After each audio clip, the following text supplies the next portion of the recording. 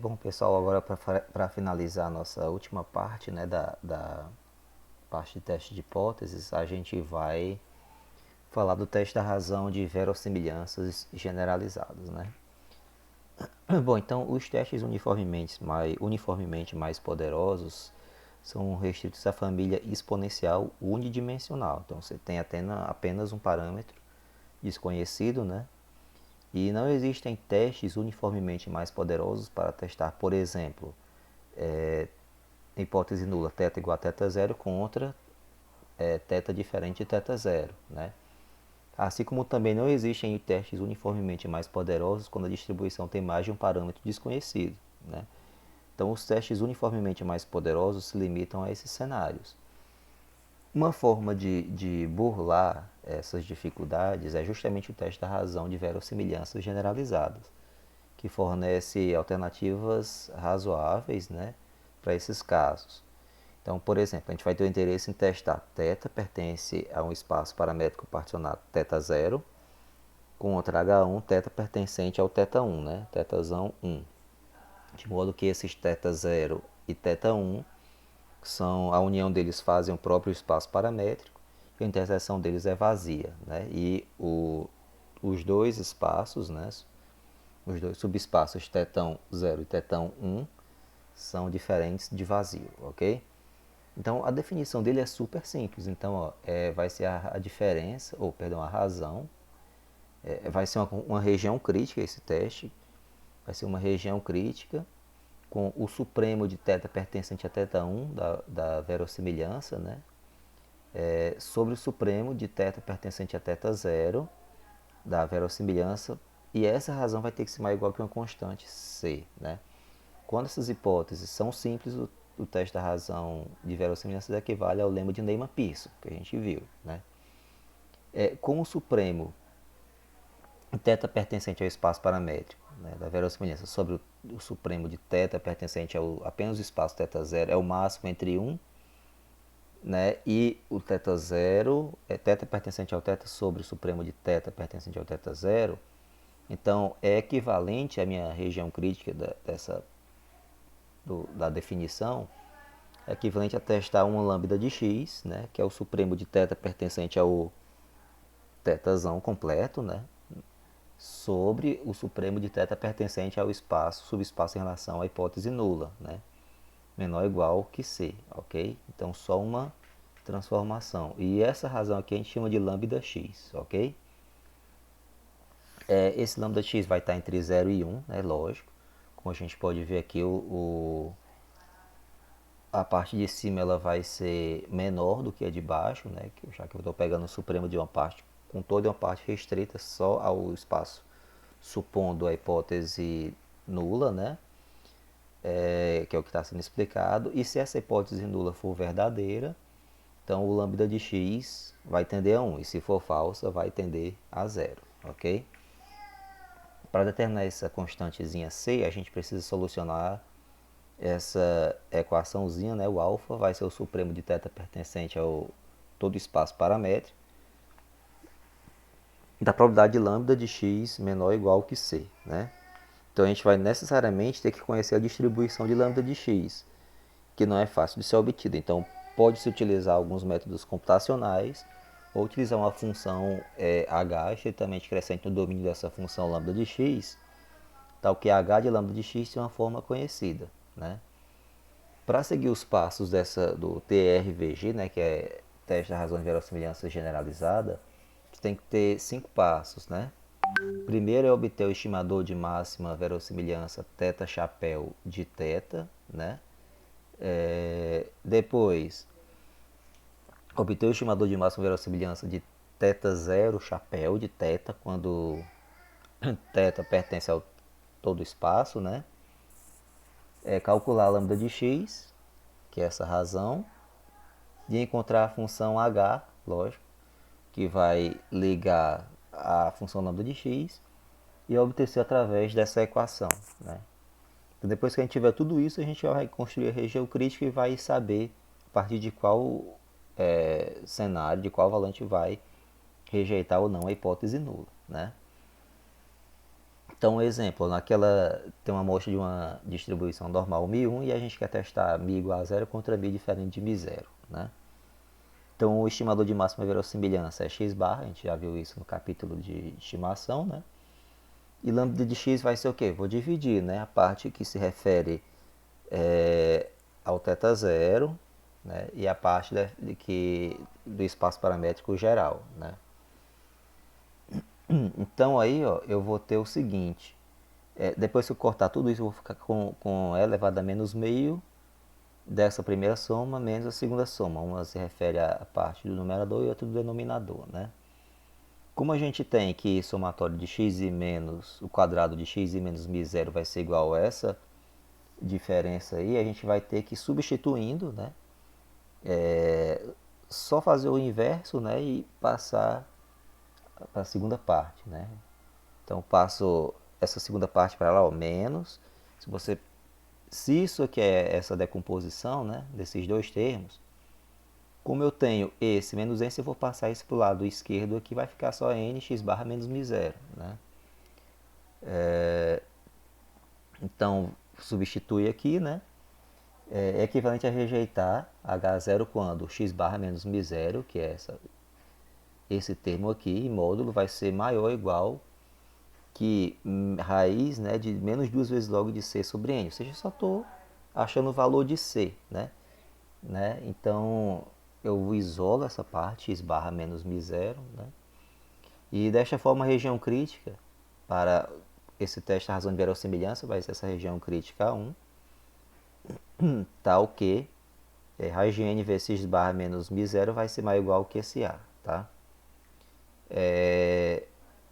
Então, fixando o alfa, né, a gente, para descobrir quem é esse valor, a gente tem conhecimento que isso aqui vai seguir uma distribuição normal 0, 1, né, porque o desvio é 1, então é como se eu estivesse dividindo por 1 sobre raiz de n, né, é isso, dividindo pelo desvio padrão, né, então a gente vai ter essa normal 0, 1, então o a vai ser o próprio z de alfa sobre 2, né, o quantidade de distribuição normal padrão, né. Para alfa igual a 0,05 temos essa região crítica, né, que é 1,96, ou seja, 2.000% para a direita e 2.000% para a esquerda. Assim a gente considerando, vamos dar só valores, né, n igual a 9, μ0 igual a 0 e a somatória de x de 3,4, então a gente não vai rejeitar a hipótese nula, né, pois esse resultado aqui, né, dessa expressão, substituindo os valores, vai dar 1,13, que é menor do que 1,96. E 1,96 seria o ponto de corte para dizer se rejeita ou não a hipótese nula, né? Então, como ele está menor do que esse valor em módulo, então, se desse, por exemplo, 2, aí já rejeitaria a hipótese nula, ok? E o poder P de μ, né? Então, vou considerar P de μ, como o μ supõe H0 verdade, né? O poder. Então, o μ0 vai ser 0, né? Então, substituindo aqui, fica raiz de n vezes módulo de x barra, maior que 1,96, né? Então, fazendo todas as manipulações aqui, eu vou ter que o poder vai ser 1 menos o φ, né? Que é o quantidade de distribuição normal padrão, e 1,96 é o quantil a 5%, né? Menos raiz de n vezes μ, menos φ de menos 1,96, que é o outro quantil, né? Os dois quantiza a distribuição, que é a esquerda e a direita, né? 2,5% para cá e 2.000% para cá. Então o poder seria dado dessa forma. Então, a gente bastaria ter o que? O tamanho da amostra e o valor de μ, né? Bom, mais um exemplo. Seja a amostra da normal μ sigma 2, agora com dois parâmetros, né? Tenho interesse em testar H0 μ igual a 0 contra μ diferente de μ0. Então lembrem-se que a gente já fez até esse cálculo aqui no caso multiparamétrico, que é quando θ 0 eu vou ter μ0 e sigma, aí é para ter um zerinho, né? E sigma é maior que zero, e o θ vai ser o espaço paramétrico, né? Bidimensional, tem dois parâmetros. Então o estimador de máxima verossimilhança vai ser esse, né? Um vetor com bicho apego a x barra e sigma 2 igual somatório de xi menos x barra, tudo isso ao quadrado sobre n. Então é só aplicar, né, na definição do teorema da razão de verossimilhanças, né? Então divide aqui as duas verossimilhanças, vai findar apenas isso aqui, por quê? Porque isso aqui quando eu dividir vai ficar simplesmente aquela parte, né? Então ele vai cortar e vai ficar simplesmente restrito a isso aqui, ó, sigma 2, né? Sigma 2 sobre sigma 2 zero, né? Chapéu, tudo isso elevado a n sobre 2, né? Dessa parte que se refere aqui ao parâmetro sigma 2. E essa parte aqui é só passar aqui dividindo, tá? Depois é só finalizar o slide. Então, pelo teste da razão de verossimilhança, a gente vai rejeitar H0 quando, né? 1 sobre 1 mais essa quantidade, que o que é isso aqui? É simplesmente, eu tenho aqui a parte associada ao sigma, aqui a parte associada ao primeiro parâmetro, que é o segundo, né? Então aqui eu estou juntando os dois parâmetros, sigma 2, 0, chapéu e sigma 2, tudo elevado a n sobre 2, menor ou igual que c. Né? Então vejam aqui, ó, que é equivalente a rejeitar isso aqui quando? Aí eu vou só passar para o lado de cá, isolar, né? Para ter simplesmente essa parte aqui no numerador, né? Então vou passar tirar a raiz aqui para passar o expoente para lá. Esse aqui está ao quadrado, tá vendo? E aqui é menos 2 sobre n. Então a primeira coisa que eu faço é pegar e levar tudo a menos 2 sobre n, que é para tirar isso aqui do expoente, né? Depois passo para cá, passo o c para lá, isola, né? E eu vou chegar nessa quantidade maior ou igual que isso aqui, tá? Então, a região crítica, que é o mais importante, vai ser, ó, uma amostra aleatória, né, x, tal que essa quantidade maior ou igual que a, em que S2, né, vai ser a fórmula do desvio padrão amostral. Então, sobre H0, só substituir o valor aqui de μ0, essa quantidade vai ser uma distribuição T com n menos 1 grau de liberdade, né? Então, o A vai ser 2,306. Ok? Se eu tiver o n igual a 9, eu vou ter uma distribuição T com 8 graus de liberdade. Então, lá o quantidade da distribuição normal era 1,96 para alfa igual a 0,05. Aí é que eu pego lá na distribuição T o quantio para alfa igual a 0,05.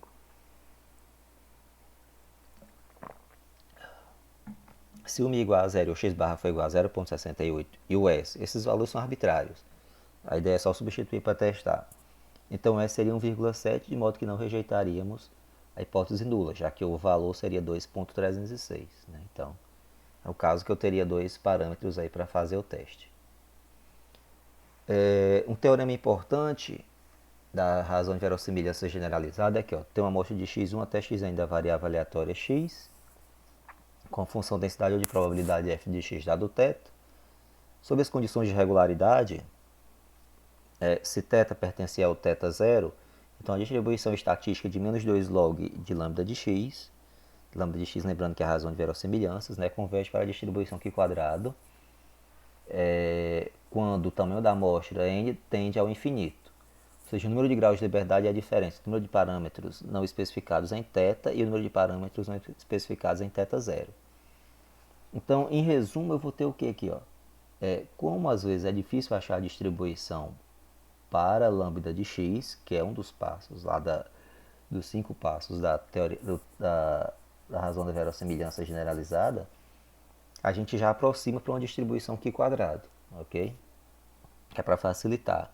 Então, por exemplo, tem uma amostra de uma distribuição Poisson, eu quero testar θ igual a 5 contra θ diferente de 5. Então, o estimador de máxima verossimilhança é a média, né? A gente já viu isso. E aplicando aqui a razão de verossimilhanças, eu vou ter simplesmente a razão, né, dos dois casos aqui, para ele pertencente a θ0 contra o geral, né, e o geral aqui é a média, né? E θ0 é quando θ igual a 5, está aqui, né? Então, fazendo as operações, as manipulações, vai sobrar isso aqui, né? E o menos 2 log de lambda de x vai ser sintetizado dessa forma aqui, só aplicando o menos 2 e o log aqui, tá vendo? Então, essa parte n, 5 menos x barra, vem aqui para baixo, tudo fica linear, né? sai do exponencial. E a região crítica vai ser ó, A1 menos duas vezes esse termo maior ou igual que C. Né? Então, para obter o C, a gente vai trabalhar da seguinte forma. Né? P de x que quadrado, né, maior ou igual que C, igual a 0,05. Já que a gente acabou de ver pelo teorema que essa quantidade vai convergir para uma distribuição Q quadrado. Tá? Então, seria só utilizar a quantidade de distribuição Q quadrado aqui para construir a região crítica, ok? Outro exemplo, tenho duas distribuições, uma amostra aleatória de x1 até xn, uma de y1 até ym, de Bernoulli, né? Uma com parâmetro θ1 e outra com parâmetro θ2. E eu quero testar também o teste clássico se os dois θ são estatisticamente iguais, né? Ou seja, a proporção da primeira e da segunda amostra são iguais, contra diferentes. Então, vou ter aqui o θ0, esse vetor, né? θ1, θ2 par ordenado, de modo que eles sejam iguais, ao parâmetro θ. E aqui eu vou ter θ1 e θ2 diferentes, então são dois valores diferentes, né? Então, os estimadores de máxima verossimilhança são y barra e x barra, respectivamente para x e para a amostra aleatória de x e de y. E o θ0, né, vai ser dado por θ chapéu, né? Isso aqui vai ser somatório de x mais somatório de x mais o de y, né, que é y, elevado a n sobre m. Né? Então, substituindo aqui na razão de verossimilhanças, eu vou ter essa expressão, né, que quando eu efetuar aqui a organização, né, e aplicar o menos 2 log de lambda de x, y, eu vou ter isso aqui tudo, ó, menos duas vezes. Quando eu aplico o log, eu vou quebrar nessa primeira parte, né,